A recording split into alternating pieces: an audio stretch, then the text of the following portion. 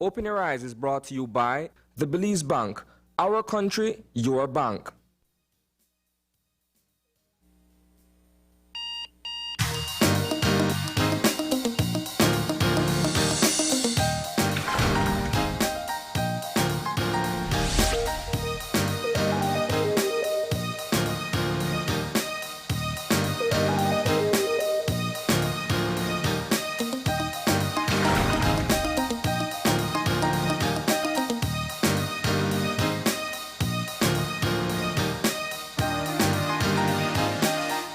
Good morning. Welcome to Open Your Eyes. Start your morning right. I'm Marlene Cuellar. And I'm Asani Cayetano. And thank you for joining us this morning. It is Monday morning. It's the 29th of March, and it's Easter week. It's Holy Week. It is Easter week. Typically the kids would be home from school on Easter break around this time, but they have been home the entire time. And year. And people are getting the last minute plans together for whatever they plan to do for Easter. Well, it's one of those things where Easter this year promises to be a lot different than it was last year, notwithstanding the fact that we're still very much in a pandemic situation, but things have sort of freed up a little bit so that, people are making plans to travel and move around the country this week. Yeah, I know. I think Dwayne did a story last week where he talked about the hotels that have been booked out in certain parts of the country. Yeah, which is good because it encourages local tourism. Since we're still very much in the throes of an economic situation, the fact that we're trying to, scrape whatever we have here and there to at least still be able to travel and see the country and enjoy, the Easter vacation, it still means something to most Belizeans. Of course, of course. It's a long weekend. I think traditionally everybody's accustomed to spending time with their family, getting near some watering hole of some sort, and the weather is so perfect for it right now. If you look at this past weekend, for instance, people are out and about. Yesterday, the number of barbecues and the number of pools that you see being, inflated in people's houses and in people's properties, sorry. And everybody's just trying to, either prepare themselves mentally for what's coming up this week, or they're already in that particular spirit. In that mode. Well, the weather just calls for it. Like once we have that heat and the wind coming through, it feels like March.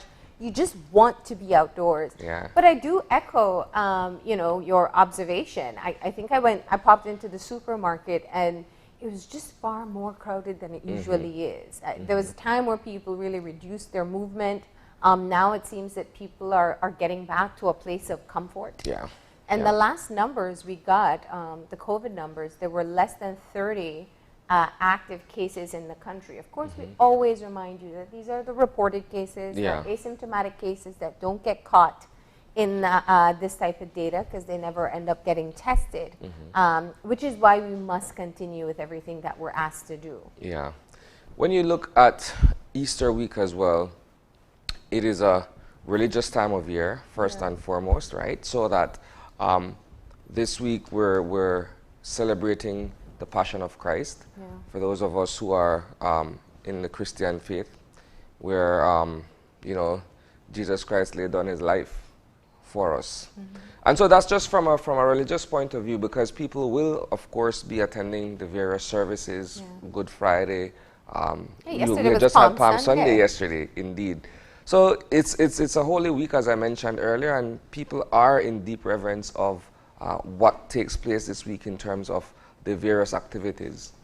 What would be interesting to see this week especially is that we've noted over the, it's been quite a few years, where even the business schedules have started to push, I guess, up in the week, and people cut off their businesses even earlier. Some people close Wednesday, don't open Thursday. People get half day on a Thursday. Because a lot of the travel was outside of Belize. It will be interesting to see if that changes at all this week. It's become an unofficial holiday of sorts, the way people prepare for Easter weekend. Well, what is certain, Marlene, will be the mass exodus from Belize City by Wednesday. You'll see the water taxis, taking as many passengers out to the islands. You'll see a lot more people on public transportation heading out west or wherever part of the country that they're going to spend the remainder of the week. And so it's going to be alive with activity in terms of the movement of people across the country. Yeah. All right. And of course, for those of you who are staying at home, it still is an opportunity to have, whether it's day trips with the kids, going out to the park, just enjoying the downtime in between on the Easter weekend itself. We're going to keep things moving this morning. It means it's time for some motivation. And that is our eye-opener, taken from dailyom.com. Focused attention on one thing at a time can make the most of our life force energy and bring about the change we want. As modern life makes a wealth of information and opportunities available to us, we may find ourselves torn between a wide variety of interests and projects. Like an electrical socket with too many things plugged into it, we may be in danger of overheating and burning out. But if we can choose one thing at a time to focus all our attention upon, we can make the most of our life force energy, engaging ourselves fully in the moment so that it can nurture us in return. Because we are multifaceted beings, we are perpetually involved in many aspects of life in every moment. Our work in the world is necessary to attend to our physical needs, and our relationships are important for our emotional needs. But when we engage our spirit as well, we can choose the area that will nurture body, mind, and soul. Staying focused in each moment allows us to move with the rhythmic flow of the universe and harmonize all aspects of our being into balanced whole. The eye-opener this morning speaks to me directly, Marlene, because there are times when I do struggle with trying to focus on one particular activity or one particular area or aspect of my life, and there are so many things going on at once that it's difficult for you to say, well, okay, I'll zero in on this one aspect and, you know, kind of focus on that and try to build from there. Yeah. You have family life, you have professional life, you have social activities, you have all of these things that come together at the same time. And while sometimes it is that, you know, you would feel like you're being pulled into different directions and there's only one you, I think being able to step back and say, okay, what is the primary focus? If not for a long term, what should I be prioritizing right now? And then you begin there. And so there are times when I sit down and I say, you know what, this can wait, the other thing can wait. But for instance, my children, they need the attention now, or perhaps I should be placing it there now.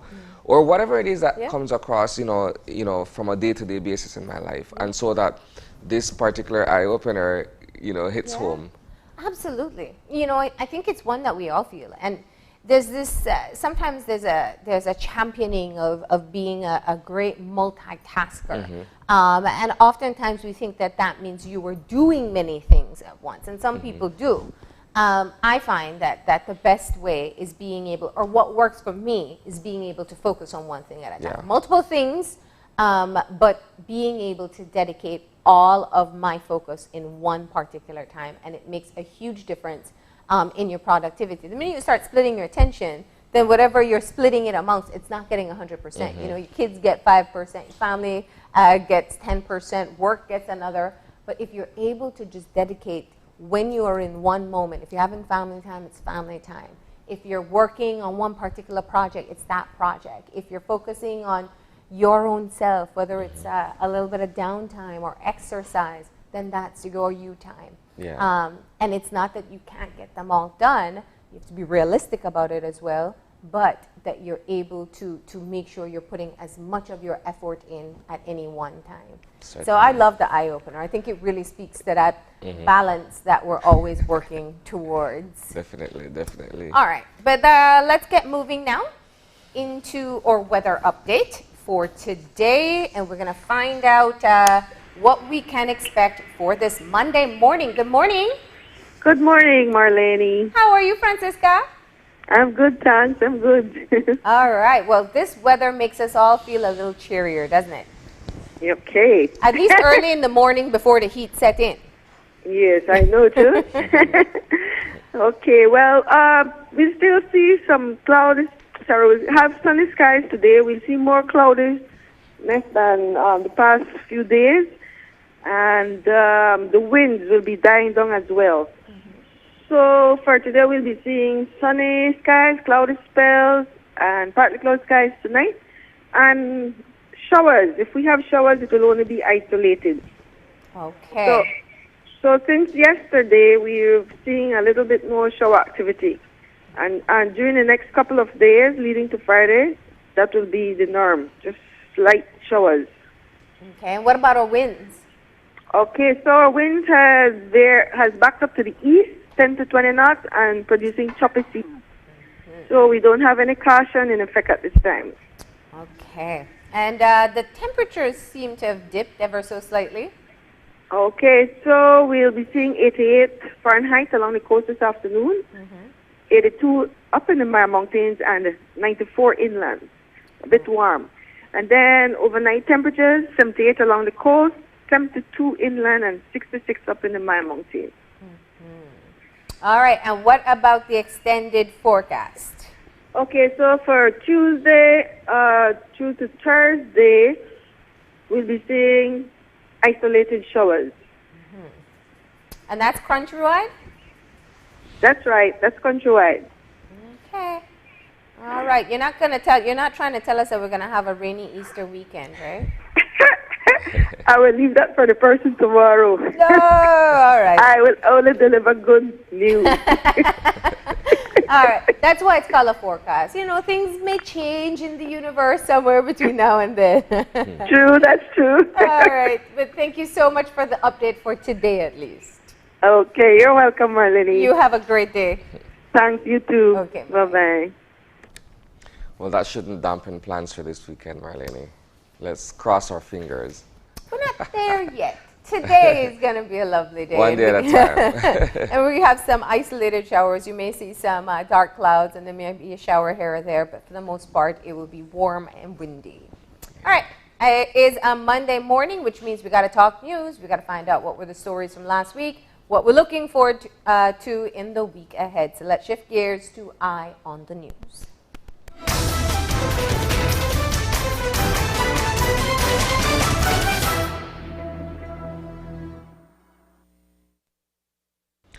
So this past Friday, the 26th of March, should have been the budget presentation by the Briseno administration. We all know that that has since been postponed as negotiations are ongoing between the government of Belize and the joint unions. Those would be the Public Service Union, the Association of Senior Public, the APSSM, and of course the BNTU, right? Friday, the first vice president of the PSU, Dean Flowers, came forward with their most recent position in respect of the decision taken by government to reject the proposals that were made by the joint unions. And of course, this has to do with cost-saving measures and other means of collecting revenue so that government can realize the monies that it's trying to either save on or to be able to collect, which is the $80 million in question. Now, I say all of that to say this, that today we're still very much in a logjam between the government and the unions, and the idea of the proposed 10% salary reduction remains looming. It's there. And while negotiations seem to have either been very, very quiet for the past 2 weeks, things seems to be picking up once again. Not necessarily to say that it's moving in a forward direction. I'm saying picking up because we're still very much, torn in terms of what the government wants and what the unions want. And so it's going to be interesting, Marlene, because while we're looking at being in the Easter week and we're celebrating the Easter holidays, we also do have the phased reopening of schools almost immediately after the Easter week, right? So the 12th of April. Now, in the context of teachers being asked to return to the classrooms, we still have to look at the situation at hand, which is the proposed 10%, and their position to say, well, look, we've already made certain sacrifices so that, demanding from us now 10% of our salary as well as an increment freeze, what effect does that have in terms of returning to the classroom in the days ahead? Yeah. So it's a consideration, and everything is intertwined. We say intertwined simply because the new fiscal year begins on April 1st, which is in the next few days, and we still don't know what the allocations are in terms of how the budget will be broken down and what will be the areas of focus going forward as we look at the idea of economic recovery. Absolutely, absolutely. And I'd imagine that this is a top priority on both parts, but especially on government side, to be able to work out a solution that will be accepted by the unions. Yeah. The unions have been very clear in their messaging. They don't accept the first proposal, which is 3 years of a 10% salary cut, in addition to 3 additional years of an increment freeze, because they've already completed the first year of the freeze. And so they have offered a number of suggestions, which I know in interviews, representatives of the government have said that their cost-saving measures wouldn't add up to as much as cutting down on the wage bill. That conversation or those negotiations are continuing, but there is a deadline. The end of the financial year means that everything is closed off financially for the government, and the new budget cycle should kick off on April 1st.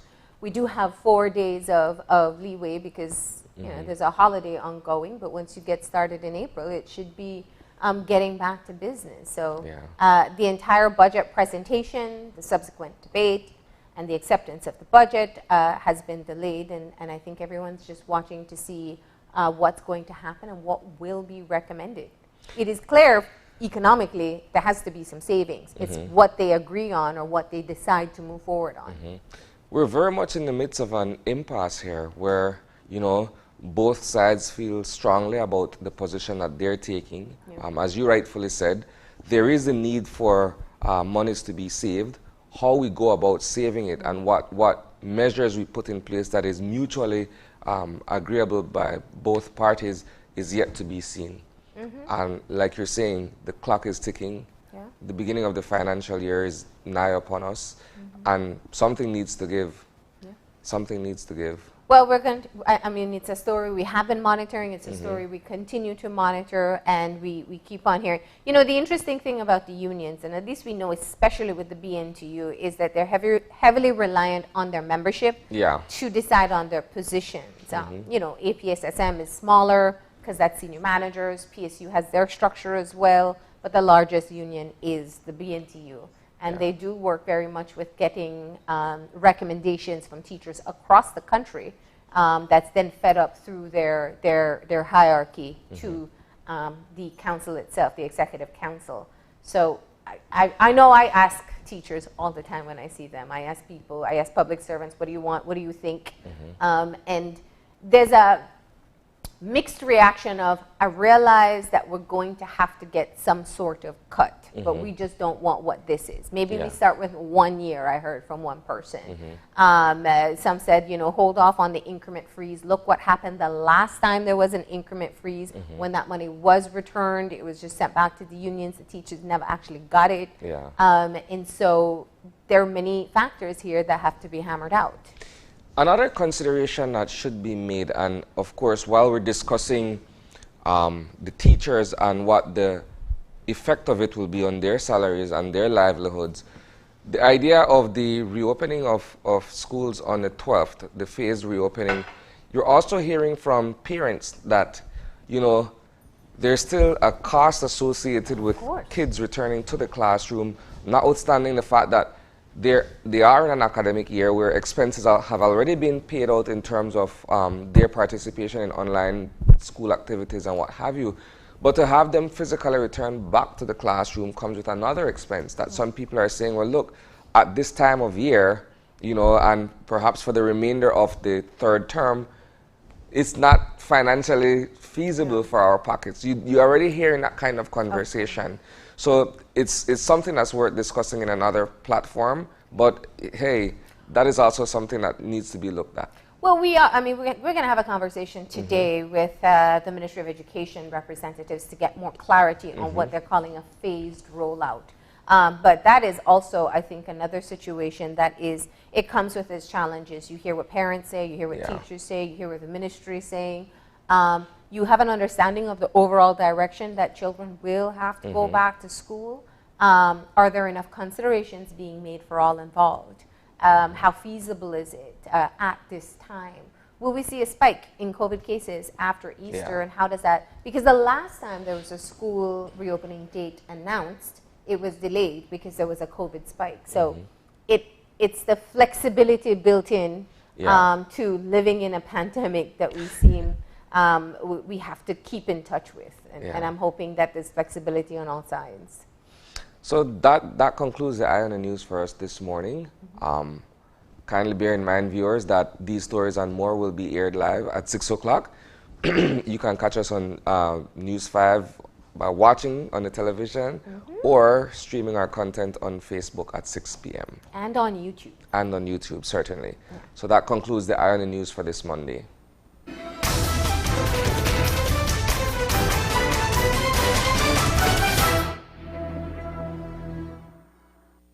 All right, and that means it's time for us to get our conversation started for today, and we are focusing on the phased reopening of schools. There's been a lot of buzz about it. You know, I think universally parents are all tuning into this conversation to figure out what it means for them.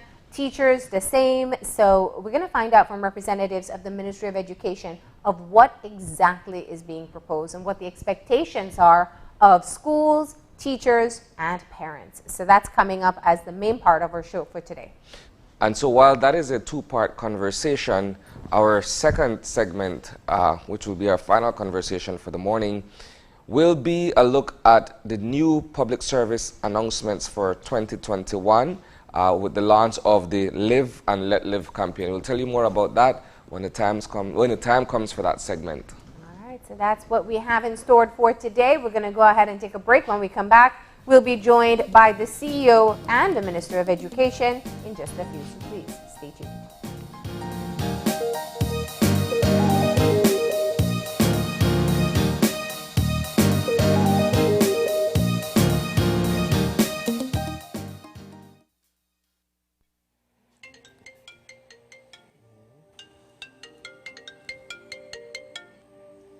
Hello.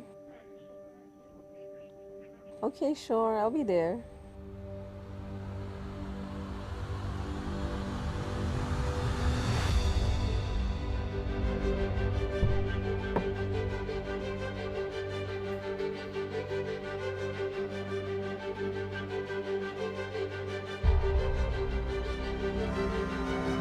Hello?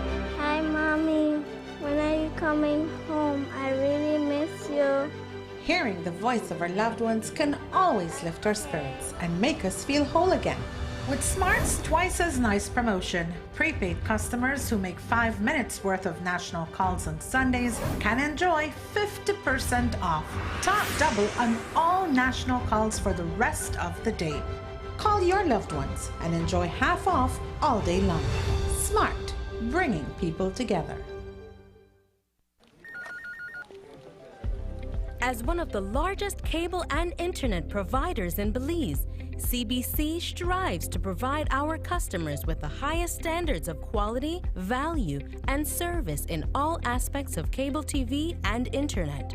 Monitoring our systems closely, our technicians combine creative planning and state-of-the-art technology with years of experience and training to develop and provide the most reliable and advanced cable and internet service to exceed your expectations. For CBC and our team of talented engineers, technicians, and customer service representatives, delivering less than the very best is never an option.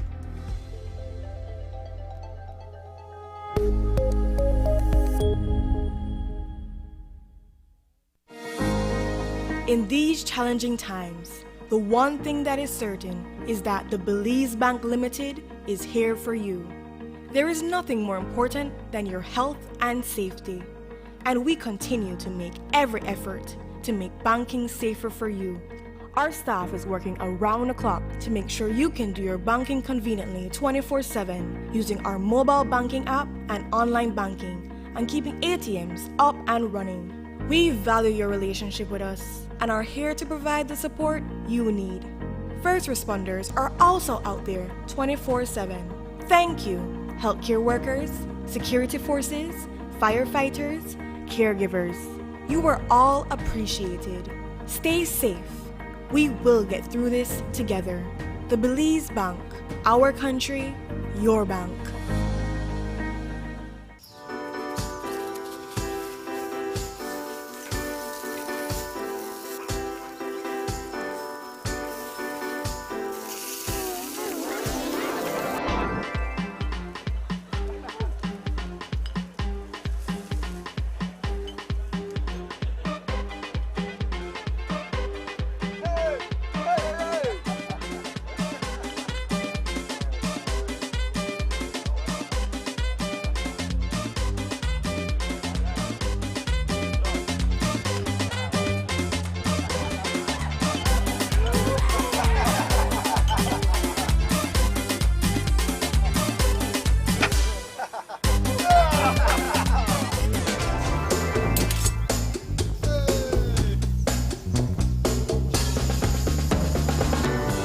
Pelican, the beer of Belize.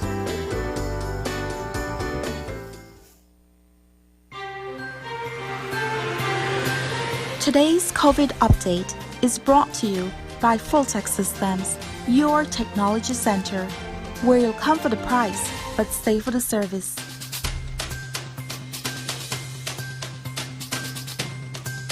And welcome back. We are kicking off our show this morning with our first conversation. And that being said, we have joining us via Zoom Minister of Education, Culture, Science and Technology, the Honorable Francis Fonseca. Good morning, sir. Hi, good morning. Good morning to you, Sani. Good morning, Marlon. We also have thank you the for Chief. having me, and a pleasure. Always a pleasure to join you. No problem at all. So we also have the Chief Executive Officer in the ministry as well, Diane Mejia, joining us this morning. Good morning. Good morning. Thanks for having me. All right. So the discussion this morning will be centered around the phased approach for the reopening of schools across the country. This, of course, is the face-to-face session that kids have been missing out for the past year due to the COVID pandemic. Let's begin, Minister, by talking about the idea for the phased approach and what does this mean at various levels of academic life. Yeah, well, thank you, as I said, for the opportunity. I think as your viewers will be aware, the Ministry of Education has been very focused on reopening of schools. How can we, in a safe and responsible way, reopen schools? We all agree, I think we all agree, regardless of where we stand on when schools should reopen, we all agree that we need to get started. We need to get started. Our students have lost too much time. They've fallen behind, particularly our most vulnerable students, or students in remote communities or poorer students who do not have the kind of support that other students may have. So as you know, the Ministry of Education established a COVID-19 Education Task Force a few months ago. And the specific purpose of that task force was to help the ministry, to guide the ministry, and to make specific recommendations for how we can improve, of course, the whole remote learning experience, the online experience, but at the same time also help us to make specific recommendations and guide us on how we can safely and responsibly reopen schools. So that task force, which is chaired by the Chief Executive Officer, has been hard at work, and it has broad representation from all of our key stakeholders in education, including our general managers, including the president of the Belize National Teachers Union, our special envoy for women and children, broad representation, people from the Mind Health Connect, counseling experts, mental health experts. All of these people were involved and engaged in their process. So that task force has been hard at work. And of course, as we have said from the very beginning, we have to be guided by our public health officials. So at all times, all of our decisions had to be based on public health decisions and their recommendations and guidance. So finally, I think about a week ago, we finally got the green light from the Ministry of Health in terms of being able to present to Cabinet our reopening plan for face-to-face instruction. That is what we did. We once the Ministry of Health felt like, listen, in all of the circumstances, we generally have contained the COVID-19 virus. We still have to be obviously very vigilant in that regard. But certainly everything is pointing in the right direction. So that presents for us an opportunity to provide to Cabinet a plan and to seek formal approval from the Cabinet for reopening of schools. And that's what we did last week. We presented to the Cabinet our plan for a phased approach to the reopening of schools. And Cabinet gave us their approval. And that approval is what we have been moving forward with now. As you rightly said, it's a phased approach, and this is very, very important for everyone to understand. There is no mandate that schools are to open on a specific date.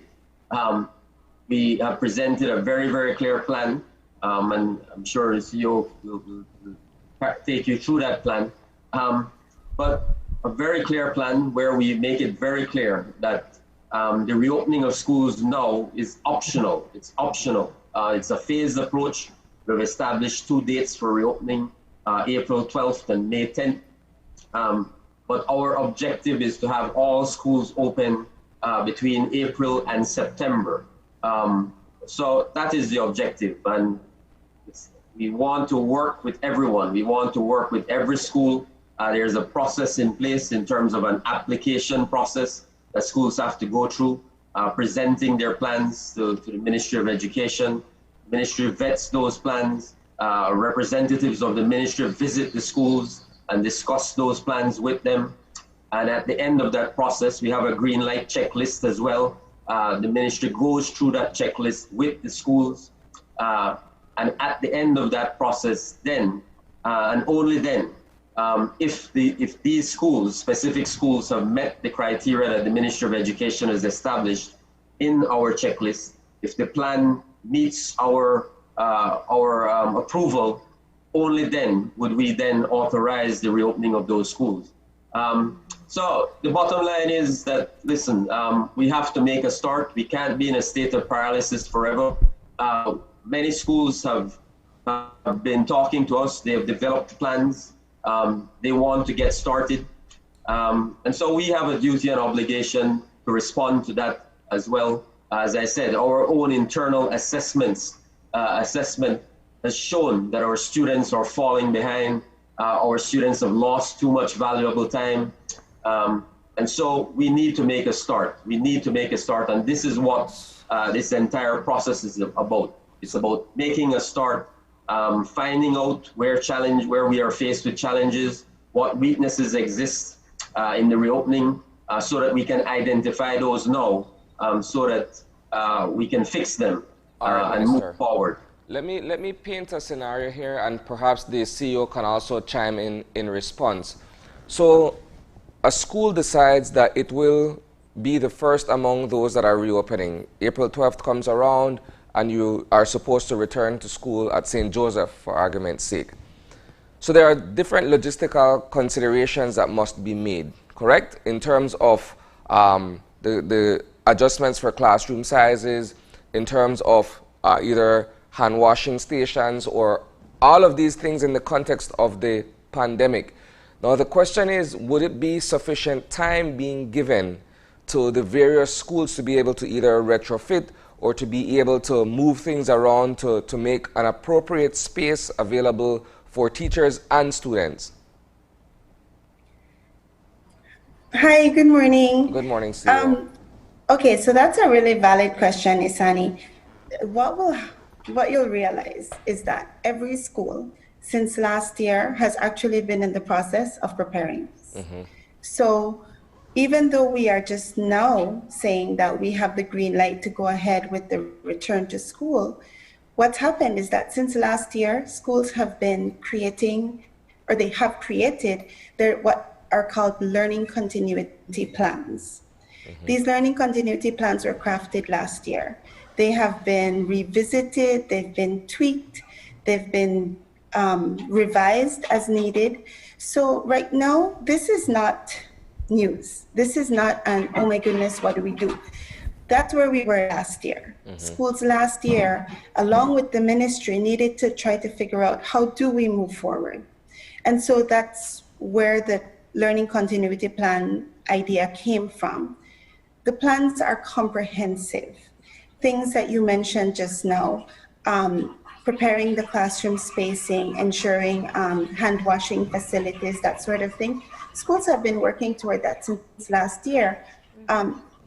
If you remember, we were originally scheduled to return to the classroom in August.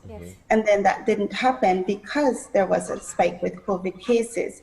So actually, there has been a lot of preparation that has been happening. It has happened because we moved fully into distance learning mode. The physical aspect of being ready was something that was kind of put on the back bench because schools were then dealing with distance learning things. What we are doing now is we are saying those schools who feel that everything is reasonably in place, there's not much that they need to do to readjust, they can begin. Minister mentioned just now that this is not a mandate, it's not mandatory. The forms that the schools are asked to fill out are pretty simple. They ask for demographic information first, so we know which school, where's the school, that sort of thing. And they ask for the school to give us basic information in 4 areas. We're looking to see what are their plans, how are they going to shift their schedules, how are they preparing for the return. If you'll notice, guys, I'm saying return because the reopening is only a physical reopening. School has not been closed. School has been in session all over this country. So what we're talking about is a physical return to the classroom. So we're asking the schools to share with us, how are you going to do this? We're not saying if you have 500 students that you will open the gates and let them all flood in and they will be on, all 500 will be there every day from Monday to Friday from 8 a.m. till 3 p.m. No, that is not phased in. That is not what we're talking about. Schools actually, and they did this from last year in August. They had their plans, how they would bring in the students groups by groups. Would they do morning and afternoon sessions? Would they rotate by weeks, by days? There are lots of different ideas. So we're asking the schools, share those ideas with us. How do you propose that you will return? What we have recognized, Marlene and Isani, is that there is no one-size-fits-all plan for these schools. Every school has a different reality, and it really would be unfair for us to just say arbitrarily, this is what you have to do. that won't work. The administrations of the schools are prepared and they know their context, they know their reality. So we're asking them, share with us, what are your plans? And then also there are 4 key areas. What do you do if there is a situation where you have someone feeling unwell? How are you preparing for this? It's like a COVID safety element of their plan. What is your communications plan? Because every school needs to have some clear method for communicating with their community. How do you let your parents know what's happening? Yeah. What is your professional development plan for your teachers? We all know that teachers have had to develop an entirely new skill set, where maybe only a few teachers were strong in certain areas. All teachers have now had to develop strengths in technology specifically, but in other things too. So schools need to be prepared for how they're going to continue to develop this, the professional development capacities of their teachers. And finally, what is your academic intervention plan for your students? Yeah. How are you going to go back and begin to reach your students? And I think that alone is a conversation that we should invest some time in, because the expectations on all parts will be different. But let's just step back for a second, because one of the things that we need to get some clarity on as we're talking about what is expected from the schools, perhaps the first expectation is that they want to opt in to possibly reopening their schools in April or May. What are the guidelines for that? If a school simply says, you know what, we're not going to pursue that at this time, we're going to wait until September. We've, polled our teachers, polled their parents, it's probably not best for us. Is it left up to the school to make that decision? At this point, yes, they can, because they know their realities. And some schools have already said, we're satisfied with the way that our distance learning program is going. Our parents are okay with how we're managing, our teachers are comfortable. It's almost the end of the year. We will complete the year and we will be sure that we are ready for the new academic year. Okay. We're saying to them that that's okay, because again, I say schools know their realities. There's no one size fits all plan. What we have right now, as of this morning, is 70 schools who have already completed the form to let us know whether or not they're ready and when they're ready for. And there's a mix there, some for April, more right now for May. And what that suggests is that we do have a group of schools that was just ready. They immediately, we had schools within an hour after our releasing the information on the form, we had schools submitting that form and sending it in. And it wasn't just the private schools. I was going to ask that question, whether it was the well-funded private schools, but also what grade level, because it's different to enforce Interestingly, across the board, Julian Cho Technical High School was one of the first to submit a form. We had preschools submitting forms, their government primary schools. It's really an across-the-board span, and it's interesting to see. We see a greater number now that are coming in that are saying that they want to be, or they believe they'll be ready for May. And what that suggests is, again, that they're almost there, but they are interested in bringing the students back. And there's a benefit to beginning to bring the students back into the classroom right now. And that is that the learning continuity plans that were crafted, like I said, a year ago, really have never actually been tested. They're plans that exist on paper. They're things that people believe will work. For all intents and purposes, they absolutely should work. But the only way we are going to know for sure how they work is to actually begin to bring the students back in. And that's what we're saying. We face this. We are tiptoeing our way into cold water here. We're not flooding. Let me ask a question here. We're not diving in head first. Is there any consideration being given to two concerns here? The acculturation of students back into the classroom in terms of behavior and all these other stuff, because you're looking at kids who've been out of school physically for the past year. And so the discipline and everything that's normally instilled in the classroom by the teacher and by the system itself, has there been any thought given to how that will work? Because you're looking at various levels here, primary school, high school, etc. And kids will be kids. They come with their own behavior and their attitudes and what have you. And after so long, I think everything is on the floor. Absolutely. There is so much thought. You would be amazed. What we are actually looking at is working on developing mental health and wellness, psychological, psychosocial, social and emotional learning. There's so many terms right now that can be used, but we're looking at actually, as we begin to phase in students for the return to schools, that we need to spend more time on acclimating them back into the classroom. It's almost like culture shock. You know, you recognize that all of a sudden now, they're not going to be able to get up and get a snack when they want to. Yeah. They're not going to be able to, you know, have those high schoolers who have been online, but have been having classes while they're in bed, you know, or you know, just with a tablet propped on top of them. And we all know that this is happening, right? They can't just even go to the bathroom when they want to, when they're in school. It's different, right? And so we have to begin to get them readjusted. This phased-in return is as much for tiptoeing the students back in as it is for tiptoeing the teachers back in, for tiptoeing the administrations. We need to use this to prepare everyone. We were forced to adjust to what everybody was calling for a while a new normal. Well, it's time now for us to begin to work toward another new normal.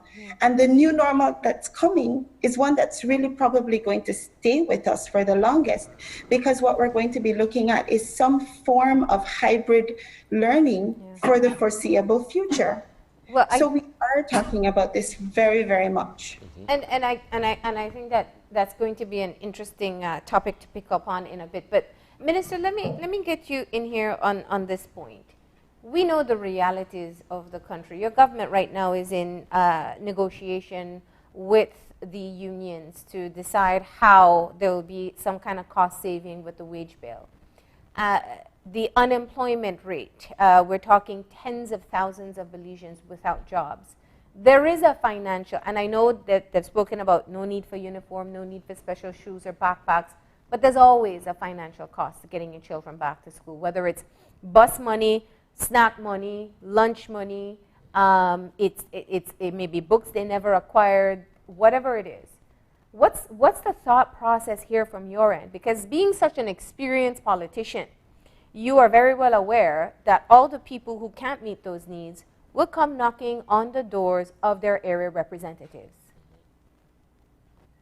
Yeah, well, we're very, very sensitive to that fact, Marlene. You're absolutely right, and we've made that point publicly. And we have made it very clear that the Ministry of Education is going to ensure that schools fully, and I know the schools do, the administrators do, the principals, the teachers, as you rightly said. You know, we all live in Belize. We understand and appreciate that the country is faced with a very serious financial crisis. Our parents and families are going through very, very challenging times. So we have to all be aware of that and sensitive to that issue. And we've made it clear we are going to speak to our schools or administrators or managers to ensure that we are on the same page with that issue. There should be no mandate for uniforms. There should be no mandate for, you know, having all your school supplies and wearing a particular shoes and all of these things that, you know, that generally serve obviously a good purpose. And as you've pointed out, when it comes to fees, again, there has to be, as it is with this entire return to schools, we have to be flexible. We have to be flexible. So there has to be flexibility built in as well to how we deal with the cost of going back into the classroom. for our parents.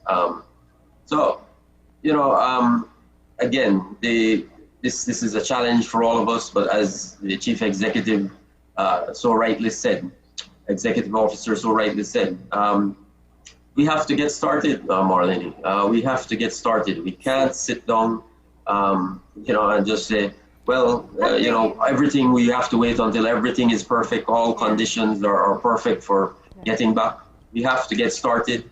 And as, you know, as we keep pointing out, this is a sort of testing period for us, so that we can, at this point, identify what these challenges are, what are the weaknesses in our plan, in our strategy for reopening, so that we can fix those. I think if we're all honest enough, we know there'll be no perfect plan moving forward. It'll just be the most thought out plan that will probably be most effective. When I asked the question about financial aid, there are two things I was looking at. One, the previous administration has had a subsidy program to help parents out, especially as their children were transitioning grades. Will that be continued? And secondly, in the new budget, will there be additional allocations for the resources that you know you will be asked to assist with your constituents, that's it? Yes. Well, one, the subsidy was never stopped. The previous government had reduced the subsidy from $300 to $200 last year, and we are going to continue with that. It will be a reduced subsidy, but we will provide that subsidy that will be in the budget at a reduced rate of $200, because that is all we can afford at this time. In terms of resources, yes, the ministry has done our best. We've done our best to try to identify as much resources as we can within the context of our existing budget. We have put a line item in the new budget specifically for our COVID education task force, so that we can use those funds to implement the recommendations of the task force. As well, we are reaching out to our partners in education, whether it's UNICEF, whether it's Red Cross, other entities. The CEO will know better than I. She's been engaged with many of them. All of them are willing to come in and support us and help us in this reopening process, return to schools. So we're going to pool all of those resources in a very targeted way, in a very focused way, to ensure that we provide the necessary support to our educational institutions across the country. But I will add very quickly that a lot of work has been done already. A lot of support has been given. As we pointed out, schools were programmed for reopening back in August. So a lot of work went into that process already. And schools can tell you, I can tell you, schools have gotten a lot of support from parents. They've gotten a lot of support from their communities, a lot of support from their partners, from NGOs, from other institutions and organizations that are out there working with them.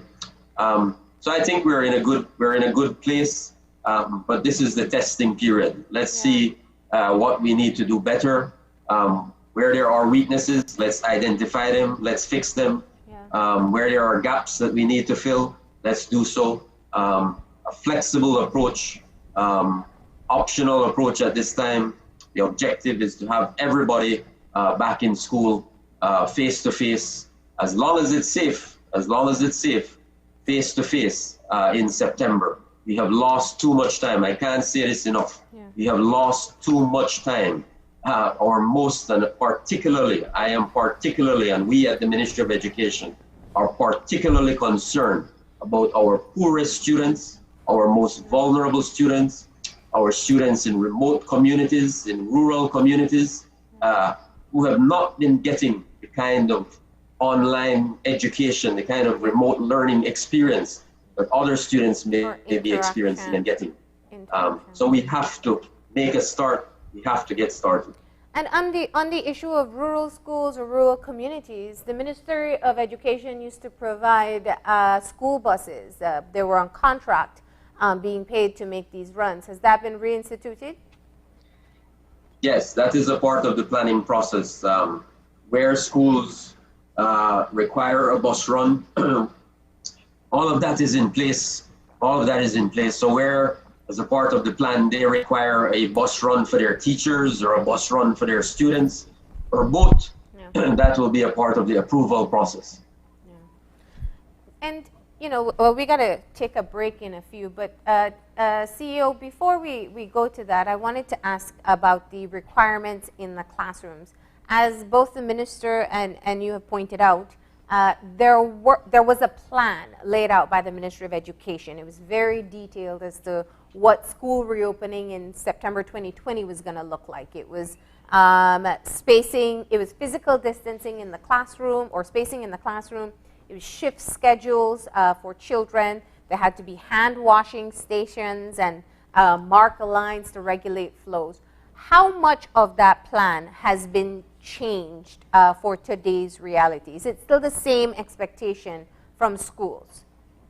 It's pretty much the same. The one adjustment that we have confirmed is that whereas last year, in August, September, schools were told there was kind of a 3 to 6 foot direction. What we've been told is that it's safe for the schools to use 3 feet as the spacing in the classroom. And that's a good thing for us because many of our classrooms are not so large. You know, if you're trying to put 6 feet between students, you can fit very few students in a classroom. So having the confirmation now from the health authorities that we can proceed with a 3 foot marking is actually a good thing for us.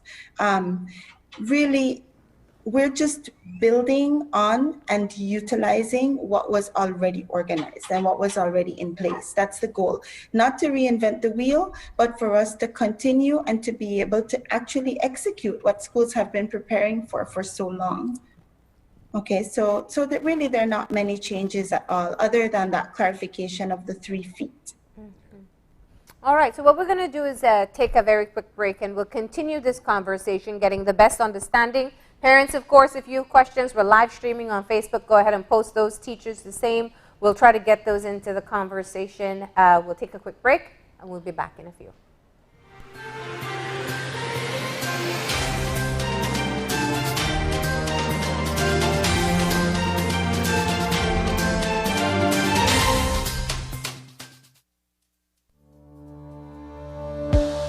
Working off-site doesn't mean you have to be off your game.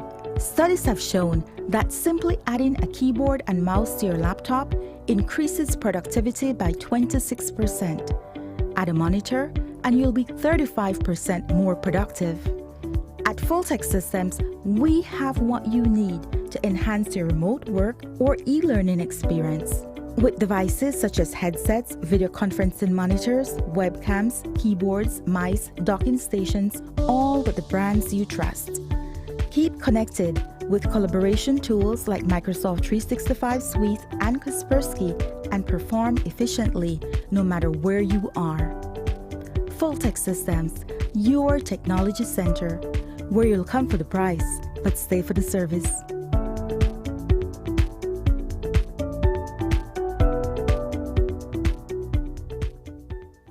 Caused the intense flooding overnight in the western and southern parts of the country. Yeah? Do we need to renew the insurance policy? The insurance policy? Were impassable. Oh, let me check. Renew your policies, file a claim, and even send us a message using RFNG online. No, we're good. It says we're covered. Okay, great. It pays to get it right with RFNG Insurance, a Road Group company. If we are only as strong as our families, businesses, institutions, and the communities that surround us, then by giving businesses the power to grow, entrepreneurs the ability to expand, and by giving our families the right to own something, the Belize Bank gives you the power to build a nation, our nation.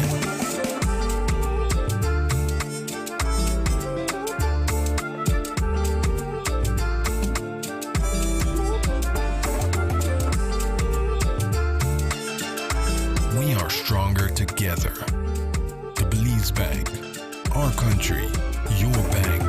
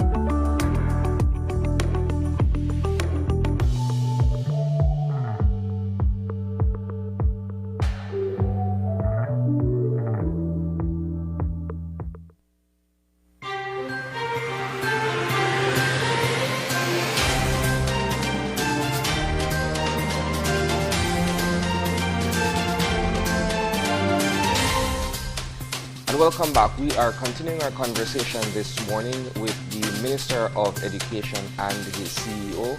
We're discussing the phased reopening of schools as we complete the current academic year. I had a question that I wanted to put forward to either the Minister or CEO Mejia in respect of perhaps the dynamics between the urban situation and the rural situation insofar as schools being reopened, and what some of the concerns are from those people in the far-flung areas. You're looking at areas in the Toledo district, for instance, where you will have primary schools reopening as well at some point in time. What are some of the major issues that are being brought forward either by teachers or school administrations with respect to the plan to reopen so far? Well, rural schools have been a primary concern, and to be honest, what seems to be the case most is that returning to the classroom is going to help to alleviate some of the concerns that they've had, to be honest, rather than create more, because the concerns have come from the students not being there. We all know, we have heard so many voices from so many sectors of our society advocating for the children who have not been in school. We've heard the cries of the students who have been suffering because by being at home, they're more exposed to crisis situations, they're exposed to violence, they're exposed to potential abuse in different areas. Students who would have depended on school situations, not just for academic comfort and for the benefits that come from being with a teacher in an academic situation, but also for social, for school feeding, for in many ways, the caring that came from being at school, from being with the administrators, from being with their teachers, they would actually have been spending most of their day with. We've heard so many different issues that have been coming from the students. And in many ways, the students who have been in the rural areas have been really so much, the concern has been so much stronger for them. We're also very concerned that the longer they stay out of school, the more likely it is that we lose these students, that high schoolers, for example, who have already been out of the physical classroom for a year, are now less likely to return because maybe they have started working. They have become exposed to other things that now are a draw for them more than high school is. So as much as we recognize that at whichever way you take it, there is a challenge. There really, really is. We've all been speaking about the challenges for so long. Now that we have the green light from the Ministry of Health, that they have explained to us that the transmission rate of COVID is so low, now that the vaccines are being rolled out, that teachers are we're at the phase where teachers can get the vaccine. The situation now is ripe, it's ready. It's time for us to begin to try to bring the children back to the classroom now while we can. Because while we cannot predict when there will be another spike or if there will be another spike, the fact remains that right now we are able to return. So schools who are ready can. Really, let me tell you something, guys.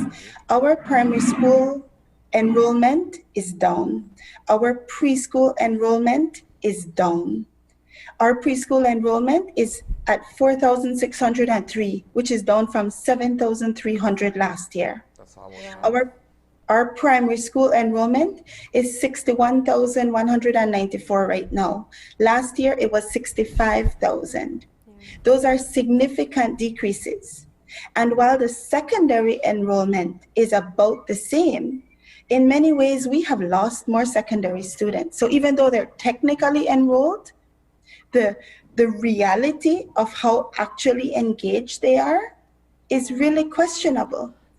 So right now, while we are able, we need to start. And human nature is funny, right? Yeah. We have people who all along, we know, yes, we have to get the kids back in school. Yes, we have to get the kids back in school. And now we're saying, let's get the kids back in school, and we're getting what? Well, I want to jump in on that particular point, because where I hear, and your messaging today is all about let's just get the ball rolling, you know, whether it's April, May, or September. And this message is very much geared towards the teachers. But there has to be education at all levels. We did a quick unscientific poll of our viewers just now, and I want to be very clear about that, just asking whether or not they're interested in sending the children back to school. Or a majority vote, I think, is 63%, which is no. And it's not uncommon. We hear it in everyday conversations that parents are still concerned about two things: financial cost and safety. Now, let's talk about whether or not there'll be education, wider public education for parents so that they can feel more secure about sending back their children to the school. That is definitely one of our next steps. Mm-hmm. We need to reach out to the parents. We need to reach out to the public at large. We had done a survey earlier this month. The COVID task force that the minister mentioned was actually formed at the beginning of February. And that task force has a specific lifespan. We are working to try to figure out, okay, how best do we give the recommendations forward? One of the first directives of the task force was that we should try to reach out to teachers. We administered a survey, and it was up from March 10th until March 15th. Mm-hmm. We have close to 6,000 teachers in the country. We had responses from 55% of the teachers. And what we realized from it was two things. One, that we do need to continue to work with our teachers, to continue to provide them with the information and the education that they need, that they're asking for. Mm-hmm. And two, that it is encouraging to see that they are concerned, that they are interested, that they are not giving up on returning to school.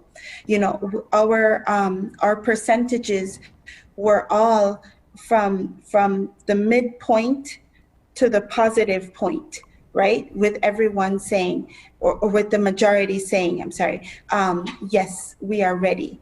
Yeah. Some of them, we're ready, but we're cautious. We are ready, but we are concerned. And what that tells us is that we need to continue to work to provide the information that they need so that they will feel more comfortable. So our schools can be ready and our teachers can also be ready. The vaccines are now being rolled out for the teachers. And what we hope is that the teachers will make use of the opportunity and that they will get vaccinated. But we have to continue to share information with them. Because right now, the return to school is not contingent upon vaccination, to be honest. The return to school is based on the fact that we can right now, the health conditions in the country are safer. Yeah. Whether or not a teacher is vaccinated or a principal is vaccinated or a student is vaccinated really won't change the fact that the principal, the teacher, and the student will all have to follow the restrictions, the guidelines, the mandates of the Ministry of Health and Wellness. We all have to wear masks when we are in public, when we are with other people outside of our immediate family. We all have to observe social distancing. We all need to wash our hands frequently. And that's whether or not we've been vaccinated. Absolutely. Right? Now and so that's the thing that's important. Let's talk about the plans moving forward. Minister, there's a great cross-collaboration between the Ministry of Health and pretty much all ministries at this point, but including yours, in looking at the return to schools.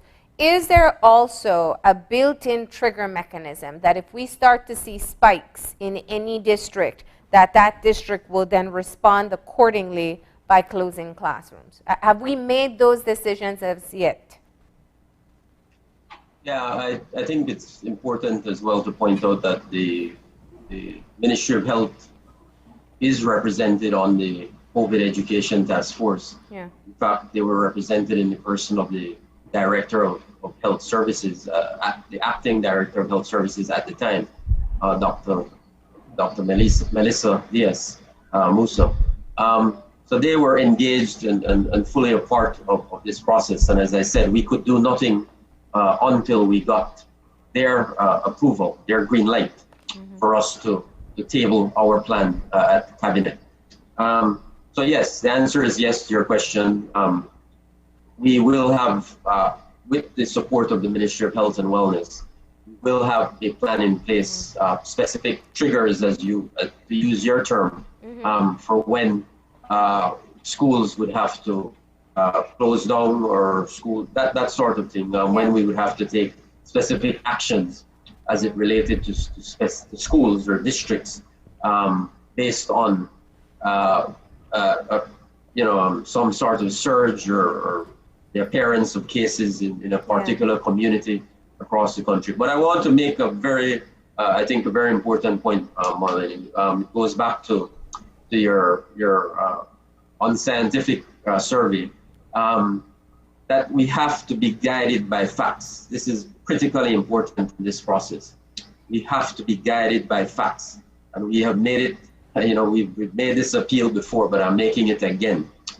To parents, in particular for parents, you should listen only to the information coming from the Ministry of Education or from your schools. If you have a particular concern, if you have particular questions about any issue that as it relates to your child and their school, please feel free to go to your school, go to the district education center in your community, and ask them about your questions, share your concerns with them. That is what they're there for, to try to provide support to you, to answer your questions. It's critically important. Same with the health. We have to be guided by health officials. We can't we have a Ministry of Health and Wellness, and then you have Facebook experts saying, oh, well, it's not safe to go back to school. We have a Ministry of Health. That is their job. We have to listen to the experts. The Ministry of Education, as we've said from day one, we will always be guided by our public health authorities. We will never do anything that will put at risk the safety of our students, the safety of our teachers, the safety of our administrators. We will never do that. Minister, let me go in a slightly different direction here before it gets lost somewhere down the road.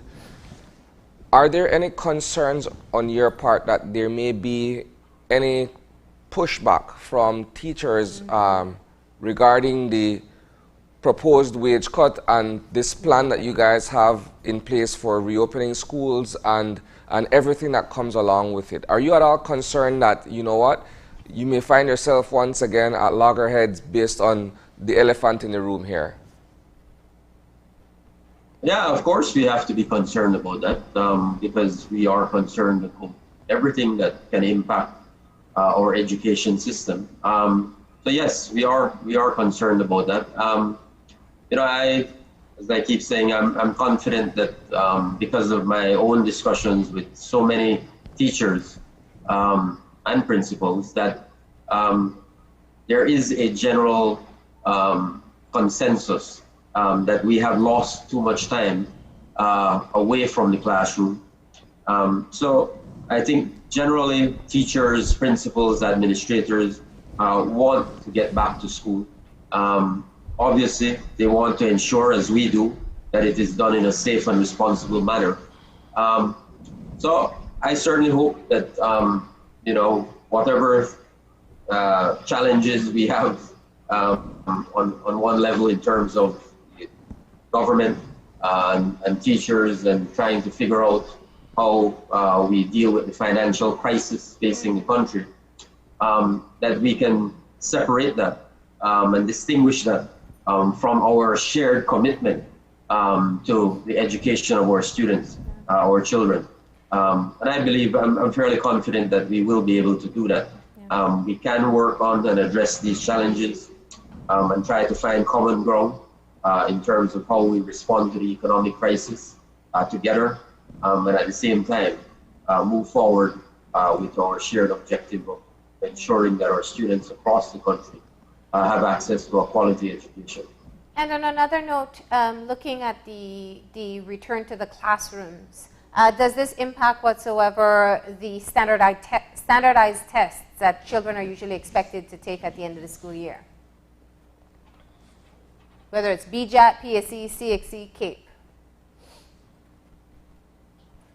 Well, actually, we need to look at all of those realities right now and to determine whether or not this is the way that we want to proceed with the standardized testing, because we all recognize that the impact of the year that has gone by is something that will have ripple effects academically, and we don't know right now that putting the children back in if we're questioning right now how and when to return the students to the classroom, having them return to the classroom and then have to face a battery of standardized tests really may not be the best thing to do for their mental health and wellness.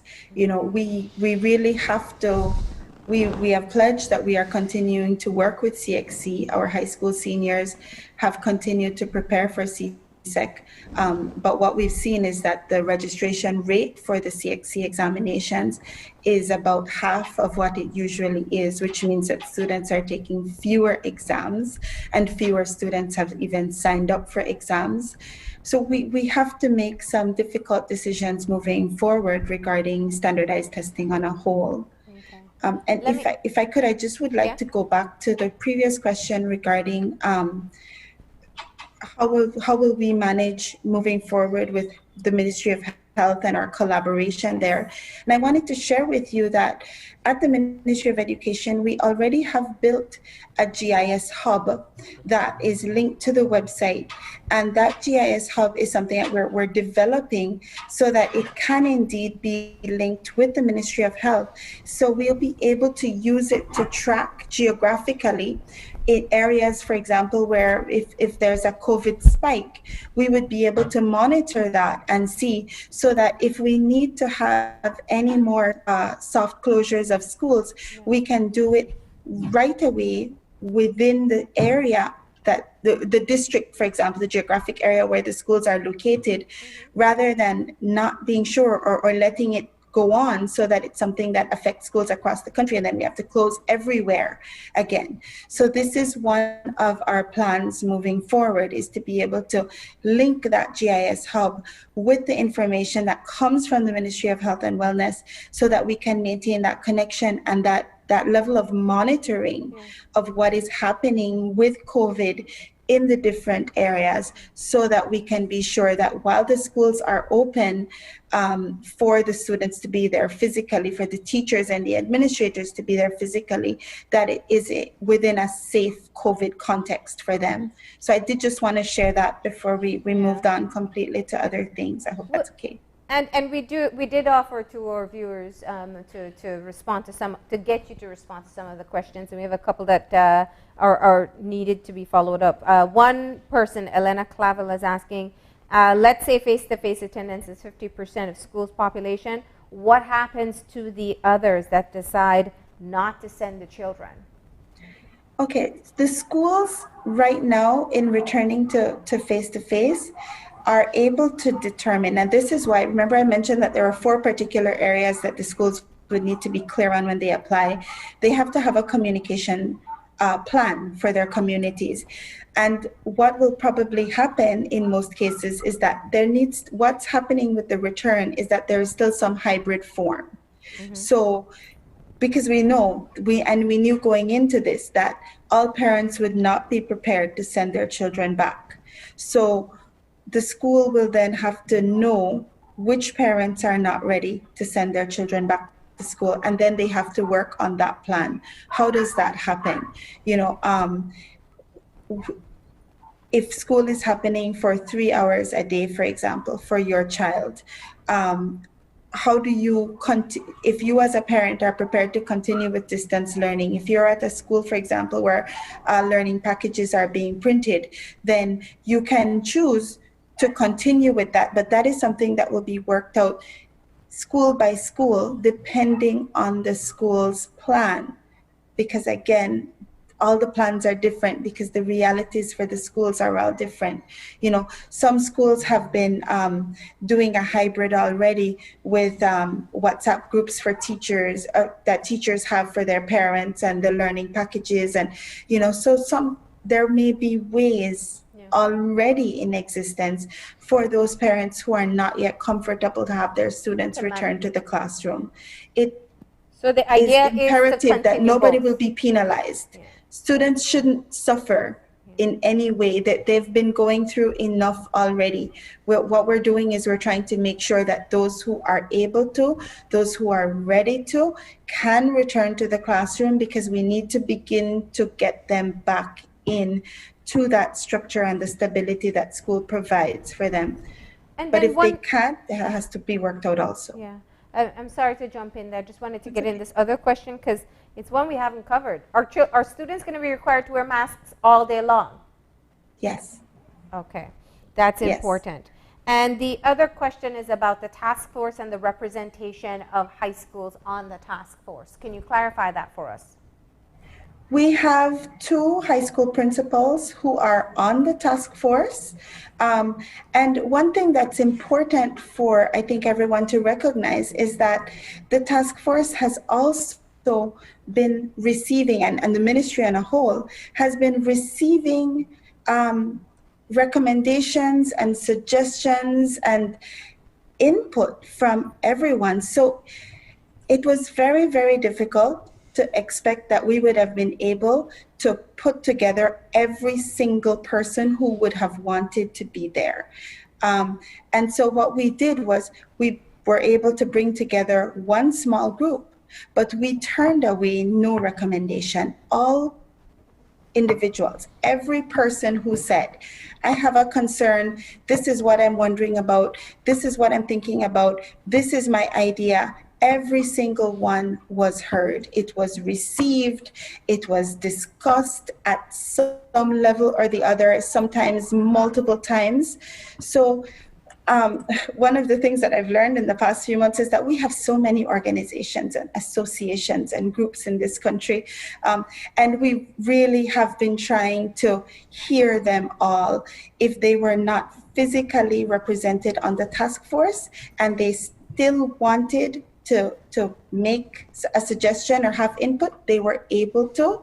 If they weren't able to and they couldn't figure out how to reach us, then I would say that you still can, because our plans continue to move. Somebody said it before, there is no perfect plan. We continue step by step to work. And I always say to people, we may not have the best answer right now, but we have the best answer that we can have right now, and we continue to move forward. And if we need to tweak and make adjustments, then we'll do that, because what we are doing for the good of the country. Yeah. So anyone who wants to weigh in has been able to and still can, really. Yeah. And what's been the uptake for vaccines from teachers so far? You mentioned the survey you did before. One of our viewers, I think, noted that they had challenges getting their vaccines at the health center. So what do we know so far about total vaccination for teachers? I don't know, I'll be honest. I don't know what is the total number of teachers vaccinated to date. I know that we did have a steady stream of teachers going in. What I have learned, and I learned some of this on Friday, was that we had some challenges with tertiary level teachers. And so we're working with the Ministry of Health to try to ensure that the tertiary level teachers also will be able to get their vaccines. We had heard from schools that they also wanted to be sure that their auxiliary staff would be able to get the vaccines. Yes. And some of them would have been able to anyway because of the way the phases were rolling out. So if they had, for example, a precondition, they already had gotten it. I can't speak for the Ministry of Health and for their processes here, but what it seems to us is that the processes seem to be working fairly smoothly and also quite quickly. So the vaccination totals, if you'll notice, I'm sure you have, are going up very quickly. What we've said is that any school whose teachers have had challenges getting their vaccines, they are able to reach out to us, and we are seeing how we can connect with our colleagues at the Ministry of Health so that we can make sure that those teachers who want to get vaccinated can get vaccinated as quickly as possible. Yeah, absolutely.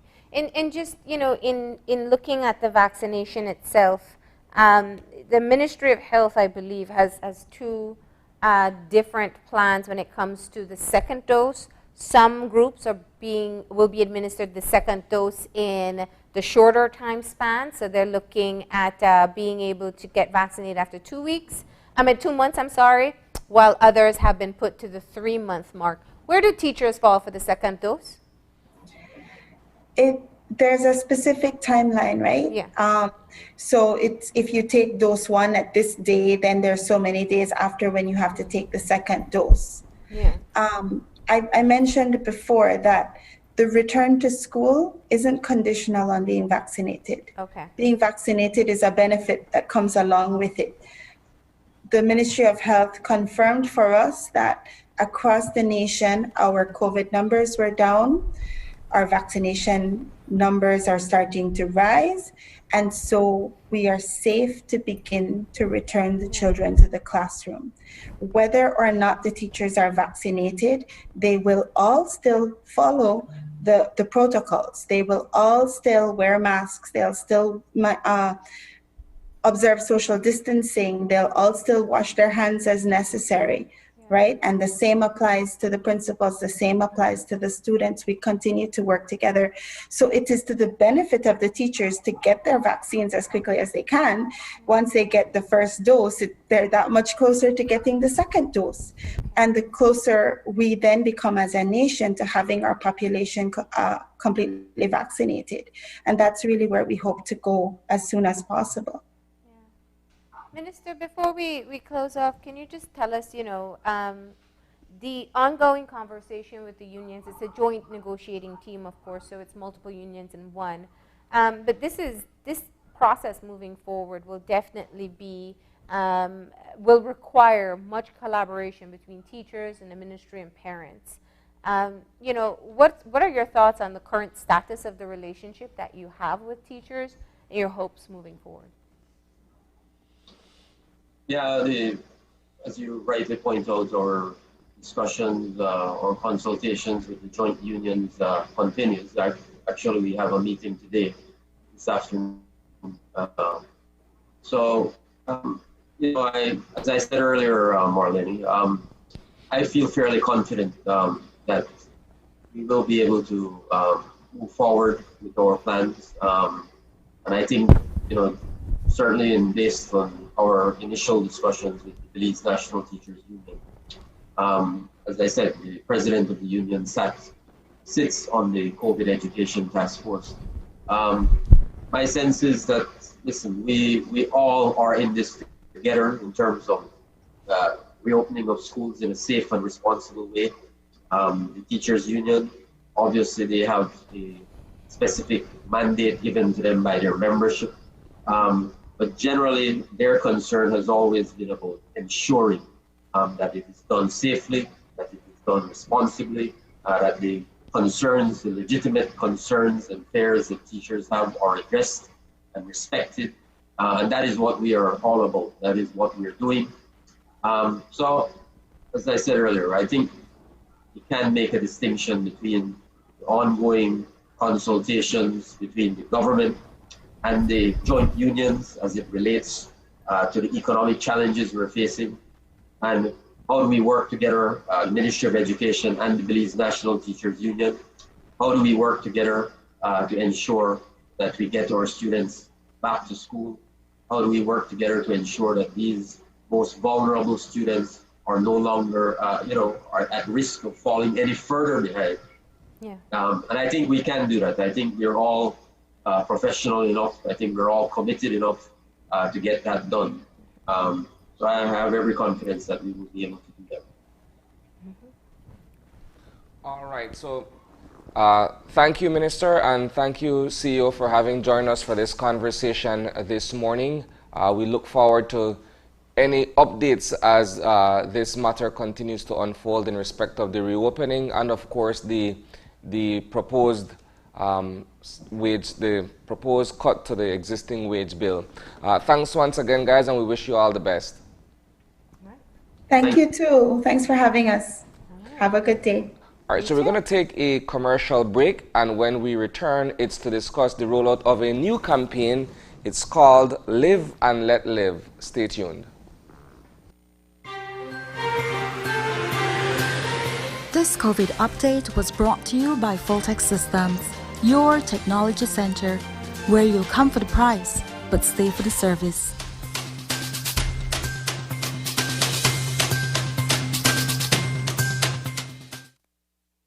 Es un hecho que puedes obtener servicios ilimitados con Smart. ¿Cansado de que se corte la línea cuando más necesitas estar conectado? Es un hecho que cuando te suscribes al plan de Smart Plus, obtienes llamadas, textos y datos ilimitados. Y también es un hecho que te puedes suscribir con un grupo de 5 miembros al plan Smart Share y hasta 40 miembros al plan Smart Enterprise para llamadas, textos y datos ilimitados. Smart tiene los verdaderos planes ilimitados. Es un hecho. Sé Smart y vive de forma Smart.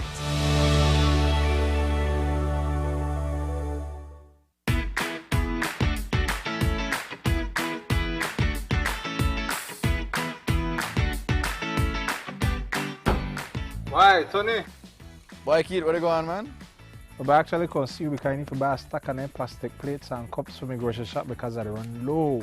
Boy, I stopped importing that thing since April 15th, you know. And I just routed the last batch, must be about like 3 weeks back, you know.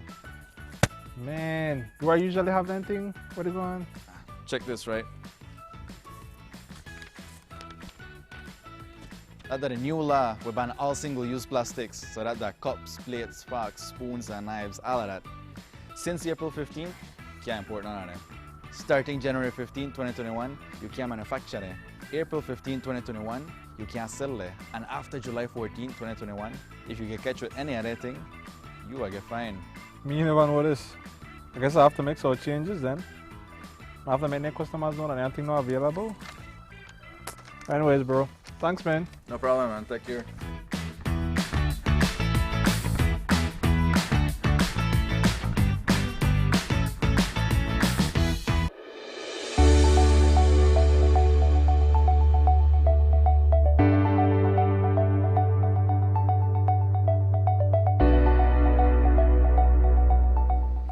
Hello, Belize. You may not be aware of the new travel requirements set in place by the Center of Disease Control and Prevention. Passengers traveling to the U.S. must present a negative COVID test or a documentation of having recovered from COVID-19 to travel to the U.S. In light of this, Maya, in partnership with Caring Hands Clinic, have established testing centers in all their municipal airports. Caring Hands Antigen Test Center is operational in San Pedro, Belize City, Dangriga, Placencia, and Hopkins. These testing facilities are staffed by licensed healthcare professionals, including doctors, registered nurses, and nurse practitioners. Testing is done using Abbott Rapid Test devices that are FDA approved and made in the USA. The service is safe, fast, affordable, and the close proximity of the centers makes them convenient. Walk-ins are welcomed, but appointments are encouraged. If you would like to make an appointment, please feel free to do so at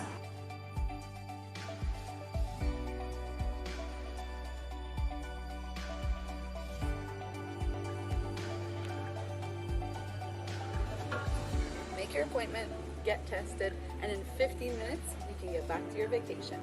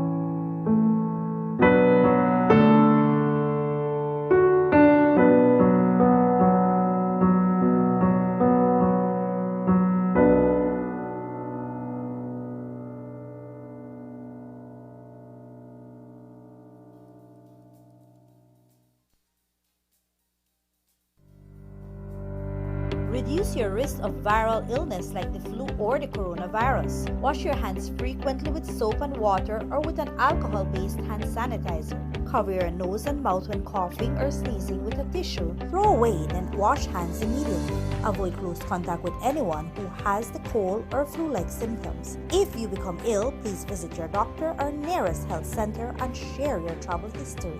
A health and wellness message from your Ministry of Health.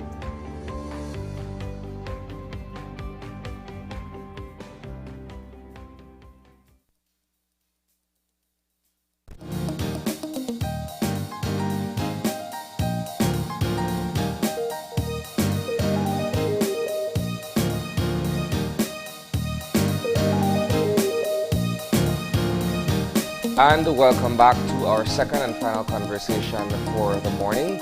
We have been joined by the spokesperson for an organization called Live and Let Live. She is Laura Tucker Longsworth, no stranger to you guys. Good morning, Miss Laura. Good morning. Good morning. All right, we're also joined by Julie Robinson. She's an advocate for the Live and Let Live campaign. Now, we're talking the rollout of new PSAs for the year 2021. Perhaps Ms. Tucker can begin by sharing with us what are some of the themes being covered and who some of the target audiences are in this case. Yes, well, good morning to both yourself and Marlene. And I'm here again in my usual role of advocate. And it is my pleasure to join this campaign. As you are both aware, that we are particularly interested in ensuring that there's fairness and equity, both for women and girls, the LGBT community, and people with disability, among others. And so it was no problem for me to join this initiative to speak about those things that affect people and result in discrimination. And so we are just going after, would like the general public to be aware that these things do exist. And it is wonderful to have our people actually telling their stories, real stories. They're not made up stories, real stories, telling their story about how their issues of discrimination affect them. You know, and that was one of the things. Live and Let Live is a campaign that's promoting respect among Belizeans and identifying where vulnerabilities do exist and how it impacts people. And I cannot forget the first time I saw one of the ads in the news, and I thought to myself, wow, here's someone documenting what we see internationally happening right here in Belize. It was talking about women not getting access to the same opportunities. It's talking about families embracing LGBT children. You know, I want to ask from your perspective, since this information, the most important thing sometimes is that we see in stories ourselves, and that's what this campaign has allowed us to do. What's been the response since then? Well, I know there's a poll. The Live and Let Live campaign actually conducted a poll, and it did show that Belizeans were quite receptive to doing better. They believe that respect and fairness should be part of our culture. In fact, it is what we are rooted in. And so we must treat others like we would have others treat ourselves. And so I think that is what is so good about this. This is really about appealing to our parents, our communities, and just everyone to remember those values that we have been brought upon, and to make sure that those things become part of our everyday language. Especially, I mean, even over the past year in the COVID period, it has brought to the you know, it has been highlighted how discrimination can easily seep into our everyday language or behavior or disrespectful language and so on. I think it is time for us to pause, take a pause, and to remember that people are affected by the way we treat them and what we say and what we do. And it is and I invite everyone to go to the poll. The poll is right there on the Live and Let Live Belize website, where it shows that Belizeans do believe in these values. And there are others who are not so sure about it. So we have some work to do. When we talk Live and Let Live, essentially what I take away from it is the general notion of acceptance. But we're preaching acceptance. We're expecting that people out there in society will learn to accept others for whatever differences there are, if it's disability, sexual preference, religious belief, or what have you. But society these days, some would argue, may not hold the same values, the same mores and everything as it was in the past, where, you know, everything was set in such a way that our parents handed those values down to us. Now, with the advent of technology and freedom of expression, you know, being what it is, we seem to be straying away from that. How do you find the message being imparted and delivered effectively in the face of these challenges? Yes, and you forgot, I know you said technology, but particularly social media. Yes. And social media has been used negatively to impact negatively on people's lives. And I think that we need to keep that there, even though social media is a wonderful thing. Here we are, the platform, we're on a Zoom platform, reaching out and talking as a result of the COVID period and all that. But I think that we've got to, families are suffering. Families are suffering. Families are marginalized. Our people with disability are not being treated fairly. And I think that as a community, we should even start to reflect on that. Do we have access for them so that they can get into our buildings and be on the sidewalk, and can we find jobs for them that they can do? It's that kind of thing. So you speak about receptive. I think that the families, more families than you know, are affected in one way or the other by these various factors that facilitate discrimination. That person may be infected or affected by HIV and AIDS. There's a stigma that's attached. There's a whole issue of women being unfairly treated, not being paid the right kind of salaries that they deserve, and even dominated by the male-female interaction.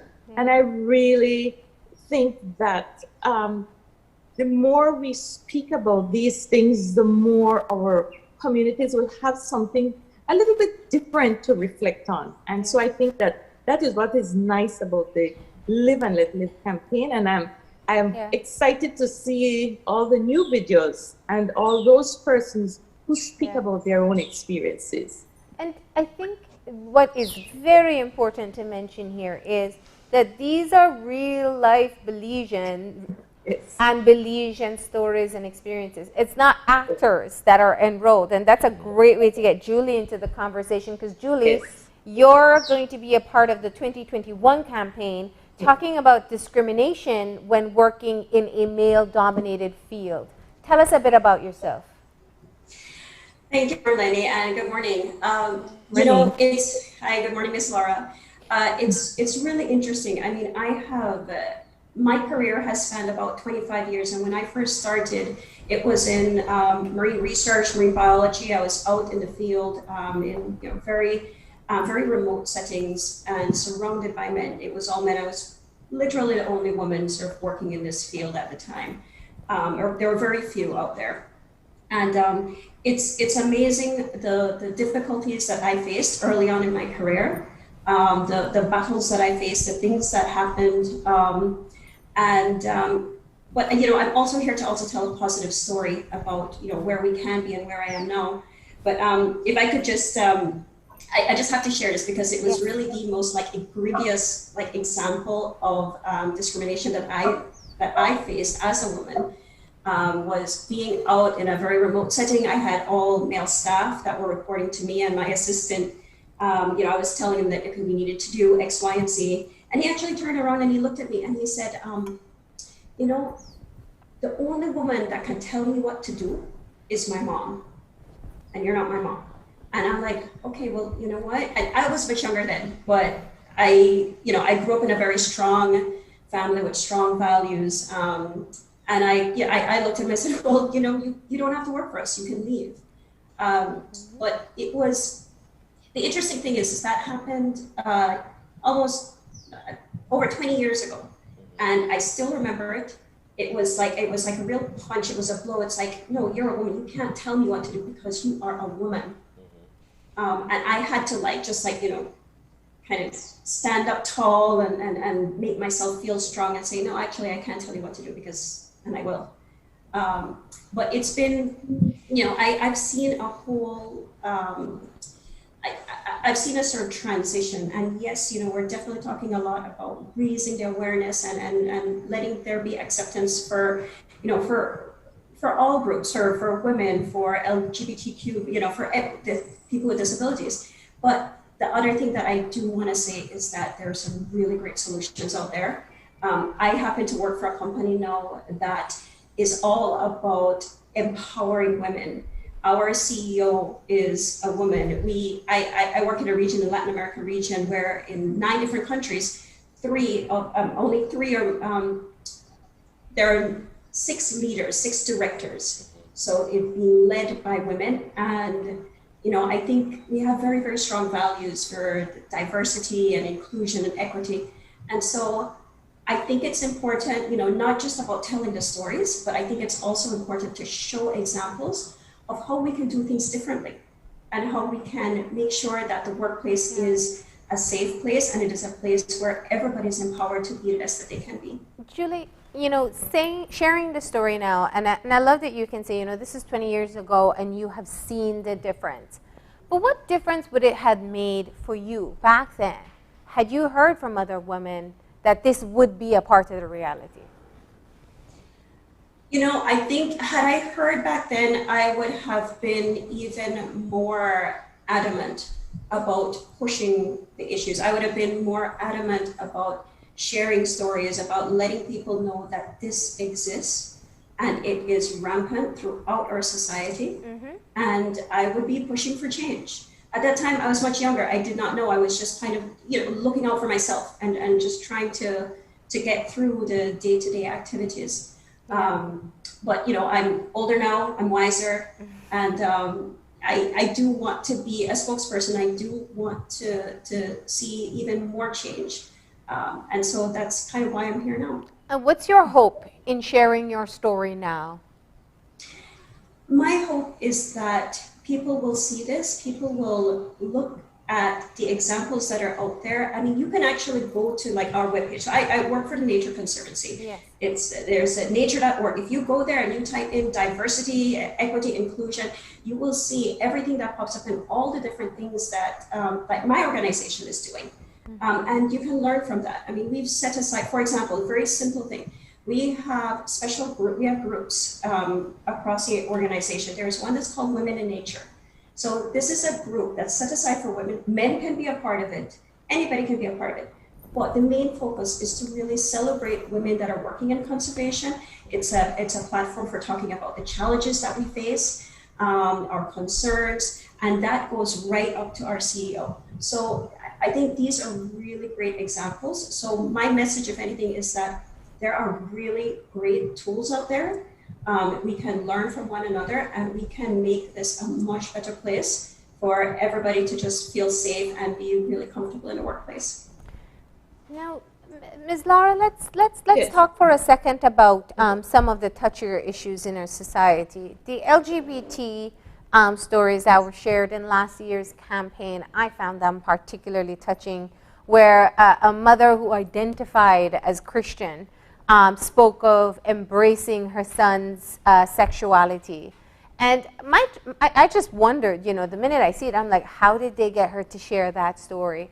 Is it hard to get people on board to say, this is who it is, this is my story, and I'm okay with all of Belize and beyond knowing it?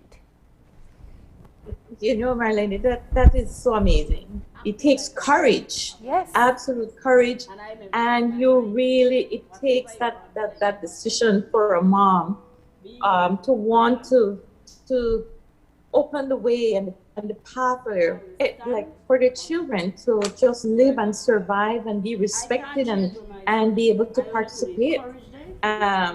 Gosh, that's even part of our global sustainable development goals. Yeah. Reducing inequalities, addressing issues of gender and so on. So parents are faced with these things, and I admire any parent who is able to stand up and speak out and advocate and try to clear the way for their child to live and survive. And this goes for us. I think it goes for people who are religious, who say we're Christians and so on. It's all about living a godly life, and we're supposed to be kind to one another. I mean, it's nothing strange that we have. Belize is a highly Christian place, yeah. Lots of people with different religions, but at the end of the day, all of us need to stand up and say, look, we may have our differences, but we need to remember that each one of us has that right to live and work, pray, attend church, and be the person that we can be. That's what we have to look at. We can't go beyond and become judges of any one person's lifestyle. And that is my perspective on that. So we've got to, or if a family chooses to stand up and speak out, a neighbor chooses to stand up and speak out, what a great example that is for us to be standing up for what is right and good. I found them very powerful. Just as I said, when we see our own faces on television with stories, that very often, I know you know, that we hear people say, oh, that no happen here. That, you know, people don't face that States thing or somewhere else. Yes. And you know, Marlene, I listened to Julie a while ago. She's so awesome, a young woman, great person to be a spokesperson. And she spoke about 20 years ago.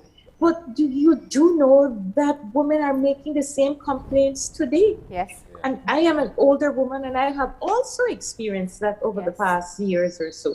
Yeah. So it is happening, and I think that we have to stop pretending that it does not exist and speak directly to those issues. Yeah, and speak up and out when people are, you know, this be is brave. Just be brave and stand up and say what is right. Yeah. You know, just be brave, and I think that goes for everyone. And I recently heard someone on a webinar speaking about issues related to the LGBT community and discrimination and so on. And someone said, well, I don't think we are there yet. Well, my question is, when will we get there? Yeah. And when will we speak out for people with disabilities? When will we get there? Yeah. And how about the women with gender-based violence and so on? When will we get there? Yeah. So the time is now. Yeah. And even with women and discrimination in the workplace, or just the roles that we hear, you know, there's this concept of what, wearing a skirt is some kind of weakness. You know, when you hear these things saying, I heard that too. That was terrible. We're talking about leaders, and so I wanted to ask the question: do we just take it too lightly? How do we go from naming it and saying it and addressing it as wrong to then moving forward to some sort of action? Yes. So I think that where this is Live and Let Live is really concerned with making sure, putting it in the hemisphere, putting it out there for our Belizeans to really reflect and check ourselves and stop pretending. But there's no doubt that, and you are fully aware, that we had the Equal Opportunity Bill last year, and that was a fiasco because it was not allowed to go through. There are so many noises. But what was interesting over the COVID period is to hear and see on social media, people saying, "Oh my gosh, this is discrimination." So it's perhaps through an event, through the Live and Let Live campaign, where it is all about people, it's all about respect, promoting our values, and kind of presenting the best of ourselves as Belizeans. Perhaps some of us will come to know that discrimination occurs every day in different forms, in different communities, and among mothers and women and so on. And I every day I hear of violence among our young men. I grieve for our mothers because then they are marginalized. Perhaps we have to come together and give some real-time support to those mothers so that they can have an opportunity to be peaceful, to be secure, and these kinds of things. This is where we need to go as Belizeans, and all of us can do our part. Yeah. Julie, just as we start to wrap up the conversation, I'd just love to hear from you how in the years since the experience that you shared, your first experience in realizing that you would be treated differently as a leader of an organization, as a woman, or there would be some challenges there. how do you impart that message with the women who are now joining in the field of fisheries and marine science? Well, I always advocate for women to, for you to be strong. There will always be challenges out there, and the reality is it doesn't matter what gender you are, there are challenges. So it's to be strong, to depend on those people that are part of your close family unit that support you. I think that is really important. One of the things that I do want to say, is that it does start in the home and in the family, this discrimination. And so, for example, one of the things that my parents instilled in all of their children and myself is that, they said, even though I grew up in a Roman Catholic home, it doesn't matter, your religion, it doesn't matter who you choose to love, and it doesn't matter who you choose to vote for, right? They'll never allow that to get to get between the family. And I think values are really important. So for young women, having those strong values, and holding on to those, and that I think gives you strength in being able to move forward. Also looking for a mentor. I have mentored many women. I'm mentoring women now. I think that's, if you are able to find a woman who has been through it, who has experienced that and has come out the other end being stronger and more empowered, I think that's really important. So finding very strong mentors is key. All right.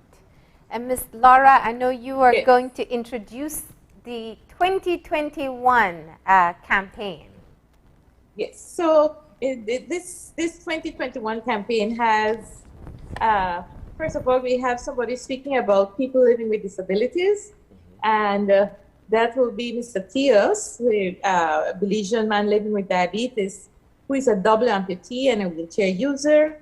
And then, of course, we'll have someone from Liam Reyes from the LGBT community who will speak about his difficulties. And of course, Julie is here with us. And thank you, Julie. We need more. I think that's where we have to go. We have to get our young people involved. And so, Julie, let's recruit as many young people so that you can move forward. You're the new wave, that's where the promise is. And so I just want to say that it is my pleasure to launch a 2021 campaign. I hope the general public responds to the messages, and feel free to visit the Live and Let Live website, provide comments and share your stories. We'd love to have your stories. Your real stories is what we're interested in. And remember, the more you look, the more you will see. Pay attention. The discrimination is maybe happening in your household, in your children's jobs, workplaces, everywhere. So I hope that we get very good response from the campaign. All right. And Live and Let Live. Yes. Live and let live mean to you? Live and let live means everyone having the freedom to be themselves. Live and let live means that I can be a mother and have a career. It means treating people the way you would want to be treated. And making sure your business is accessible for all Belizeans. It means that everyone deserves to be treated with dignity and respect. It means to love your children no matter what. It means to support people who face discrimination. It means that men and women should be treated equally at work. It means that everyone is able to contribute to building Belize. It means saying no to all forms of discrimination. It means love your neighbor as you love yourself. Live and let live. Respect for all Belizeans. All right, nice. Yes. Nice. Done. Yeah. So we look forward to the comments. So I feel like as we go back to school, this needs to be the indoctrination in our children. Let's be honest. There are people who are very open-minded and very accepting, and I would want to say many of us are. But unfortunately, if you go online and you see the vitriol, you'll believe otherwise about our society. So it's great to see people stepping up putting their face out there, putting their stories out there, and reminding us that many of us are at that place where we are willing to embrace each other and respect each other. And it's wonderful to see our young people and mature people coming together to really share experiences and to understand and mentor, because we need to continue to mentor those that we come in contact with, to let them understand what it is that they're seeing and experiencing.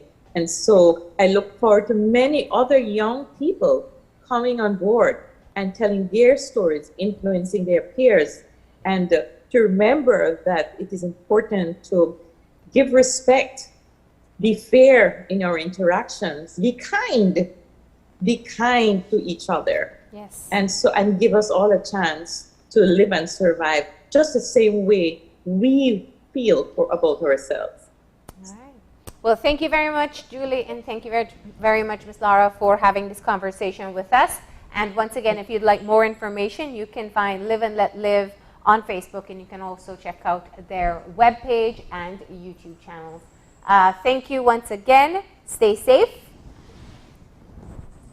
Thank you for having us, and you stay safe, and all the best for have a safe Easter vacation. Thank you. Yes, thank you. And with that, we're going to go ahead and take our break, and we'll be back in a few. Stay tuned.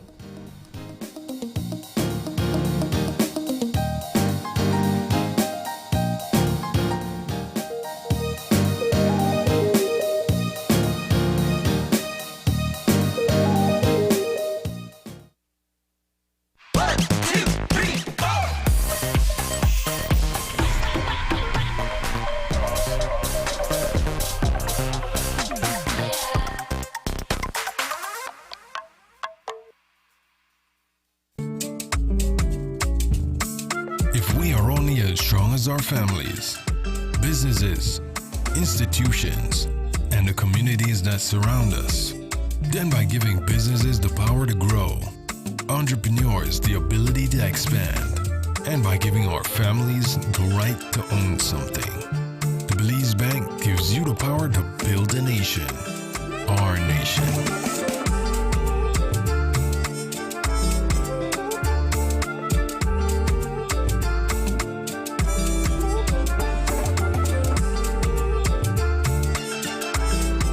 Stronger together. The Belize Bank. Our country. Your bank.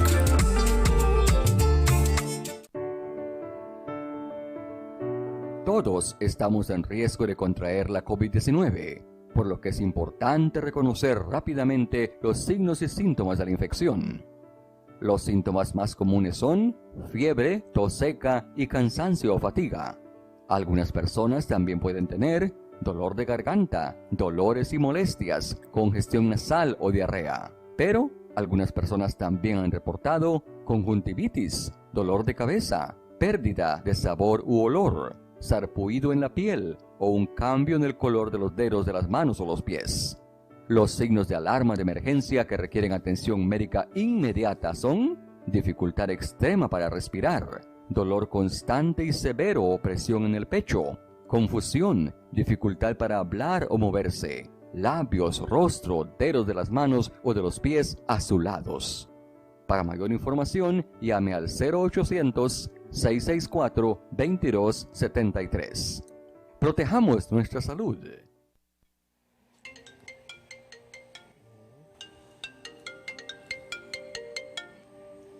Hello. Okay, sure, I'll be there.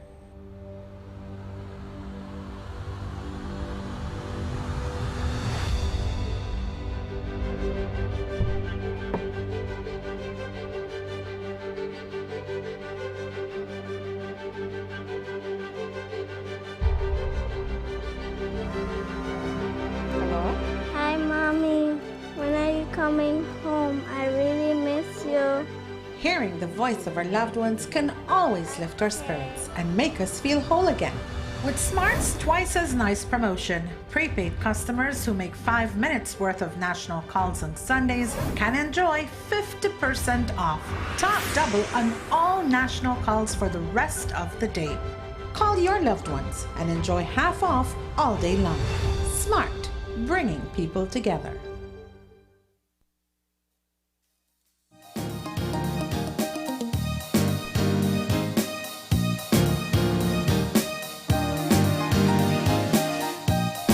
And we're back. We are back, Marlene, and while we're wrapping up our show for this morning, we just wanted to apprise our viewers of a poll that we conducted earlier during the course of the show. Yeah, so if you were watching, go ahead. I was just going to say, so if you were watching on our live stream on our Facebook pages, then you would have seen that we had a poll up with several polls that we asked during our education conversation earlier. And so we have some of the results. As we had mentioned, the first one was whether parents were going to send their children back to school. And that was 64% said no, 36% said yes. And whether or not why you aren't prepared to send your kids back to school, right? It says here, why are you not prepared to send your kids back into the classroom? And the response, 55% said health and safety concerns were the primary reasons why they're reluctant to send their kids back to school. All right, so and then I believe there was one more poll that was conducted. Those are the two. Those are the two polls that we did have up. So, I think, there you go. Teachers, have you been vaccinated? 55% said no, and 45% said yes. Because this is just a poll, a quick pulse reading of viewers online who chose to participate. But, showing several things there. We anticipate that this, and I think I said it very early on, this is not going to be a perfect plan. There is no perfect plan, and especially in COVID times, we don't know a lot well, we never expected to be here, that's what I should say.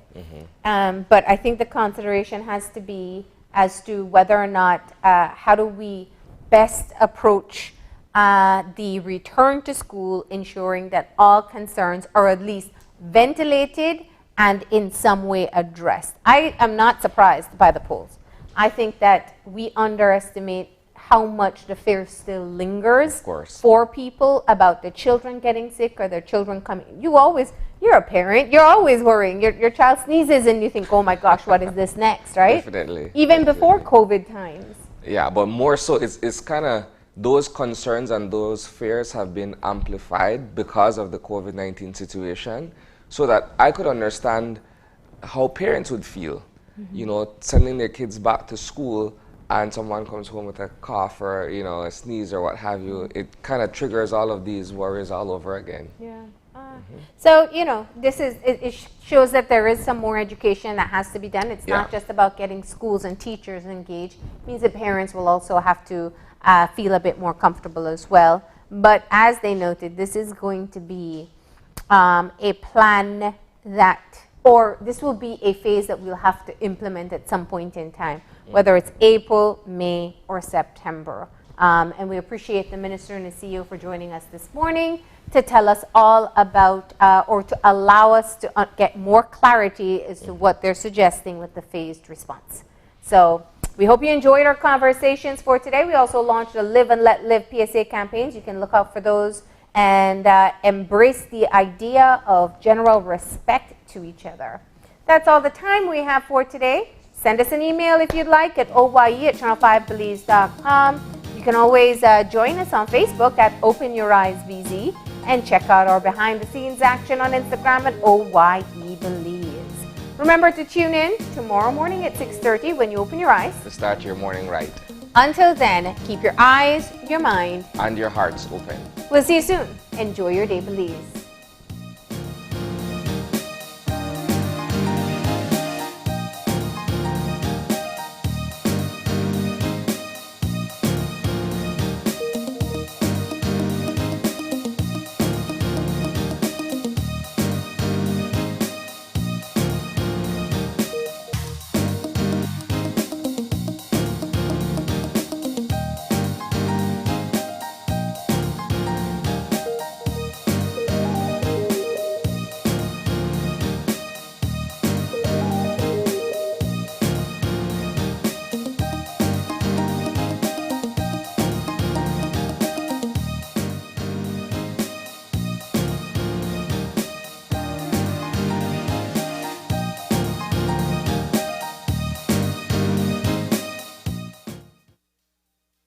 Open Your Eyes was brought to you by the Belize Bank. Our country, your bank.